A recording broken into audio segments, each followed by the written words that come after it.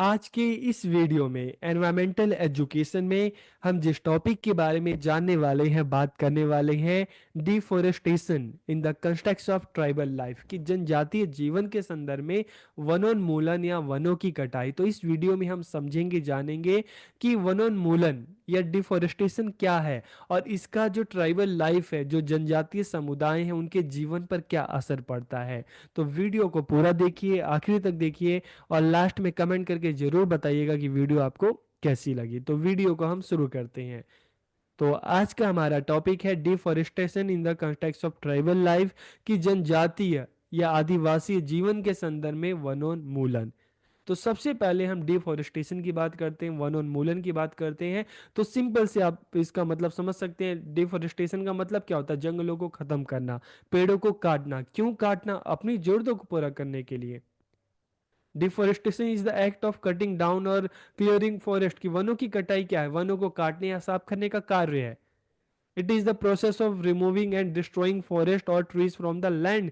कि ये भूमि से जंगल या पेड़ों को हटाने और नष्ट करने की एक प्रक्रिया है।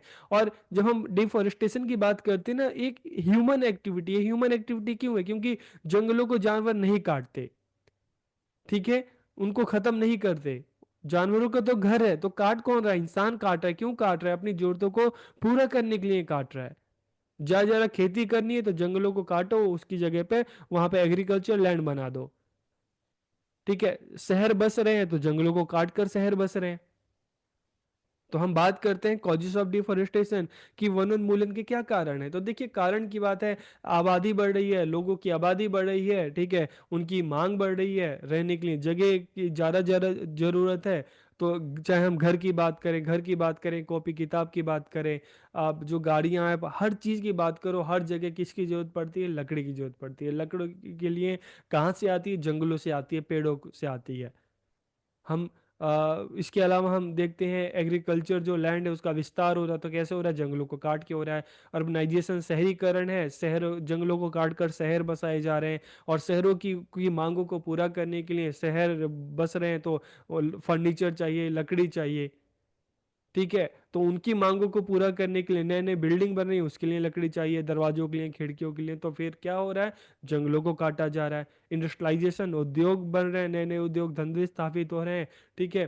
तो जो फर्नीचर है, जो सामान है, कहाँ पे? उद्योगों में बन रहे हैं, उसका इस्तेमाल किया जा रहा है, ठीक है, वहां पर इसको बनाया जा रहा है। तो उद्योगों के लिए भी लकड़ियां चाहिए। तो सभी की डिमांड को पूरा करने के लिए, मांग को पूरा करने के लिए फिर क्या हो रहा है? जंगल ज्यादा से ज्यादा काटे जा रहे हैं। इफेक्ट्स ऑफ डिफॉरेस्टेशन की वनोन्मूलन के क्या प्रभाव पड़ रहे हैं?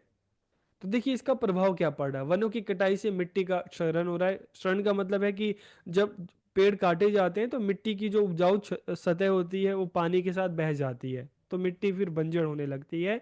तो डिफॉरेस्टेशन कॉजेज सॉइल इरोशन की वनों की कटाई से मिट्टी का क्षरण हो रहा है। Deforestation is a major part of global greenhouse emission की वनों की कटाई वैश्विक ग्रीन हाउस उत्सर्जन का एक बड़ा हिस्सा है। क्योंकि जंगल जो है, ठीक है, पेड़ जो है, ग्रीन हाउस जो है इसको मेंटेन करते हैं। लेकिन जब जंगल ही नहीं रहेंगे, पेड़ नहीं रहेंगे, तो कहीं ना कहीं ग्रीन हाउस जो गैसेज है ज़्यादा बढ़ेंगी, इसका हमारे पर एक नेगेटिव असर होगा। Deforestation destroy the habitats of vulnerable species की यहाँ पर क्या हो रहा है कि जो असंख्य हजारों लाख की जो जनजाति हैं, जो जंगलों पर निर्भर है, जंगल उनका आवास है, तो उनके आवासों को खत्म किया जा रहा है। और फिर वो जानवर किधर आ रहे हैं? शहरों की तरफ आ रहे हैं। और हम कहते हैं कि यार, ये जंगल देखो, जानवर तो हमारे गांव में घुसा है। अब क्वेश्चन ये है कि वो जानवर हमारे गांव में घुसा है या हमने ही जंगलों में घुसकर, उनके घरों में घुसकर अपने घर बना लिए।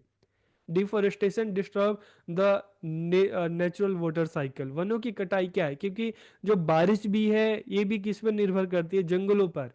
अब जब जंगल ही नहीं रहेंगे, पेड़ पौधे ही नहीं रहेंगे, तो बारिश कहाँ होगी? और जो हमारा टेम्परेचर है, देखते हैं, हमारे देश का, वर्ल्ड का टेम्परेचर बढ़ेगा, फिर ग्लोबल वार्मिंग, ठीक है। तो इससे पूरे दुनिया को नुकसान हो रहा है। अब हम बात करते हैं deforestation in the context of tribal life की जनजातीय जीवन के संदर्भ में वनोन्मूलन। तो देखिए, आप इसको एक कहानी की तरह आप बिल्कुल समझ सकते हैं ताकि आपको आसानी से समझ में आ जाए।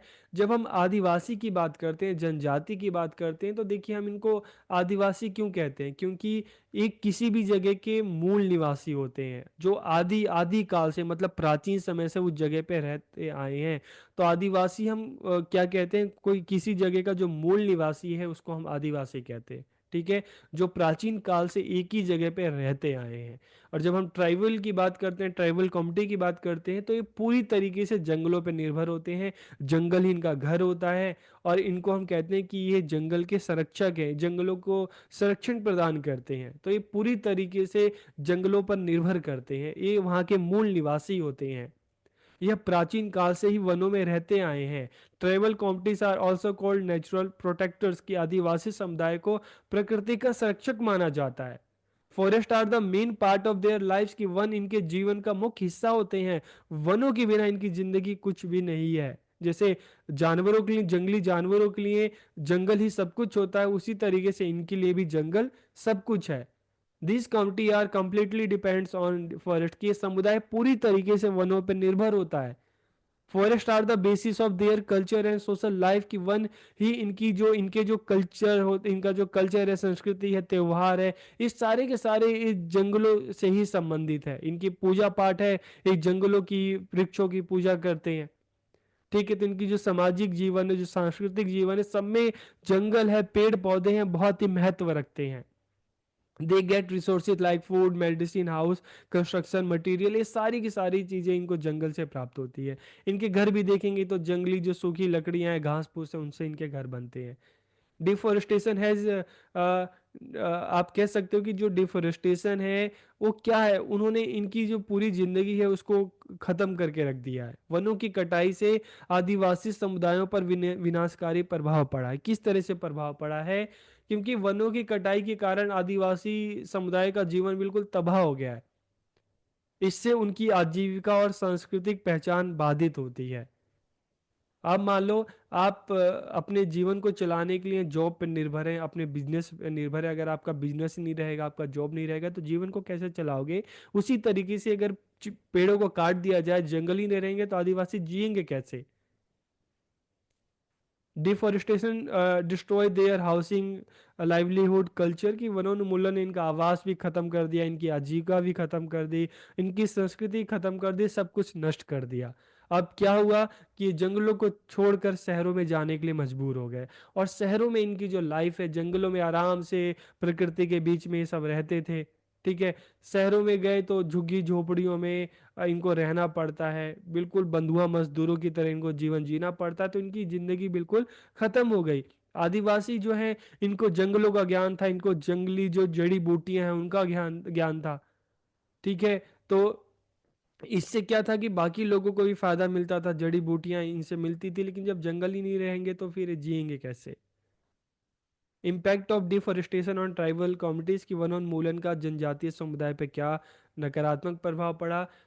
घरों और पारंपरिक जीवन शैली का नुकसान हो गया। ठीक है, इनके घर खत्म हो गए, घर मतलब जंगल थे, घर खत्म हो गए। इनकी एक जो पारंपरिक जीवन शैली थी, जो इनका कल्चर था, सब कुछ खत्म हो गया। जो जिनकी पहचान ही जंगल थी, जंगल नहीं रहेगा तो सब कुछ खत्म है।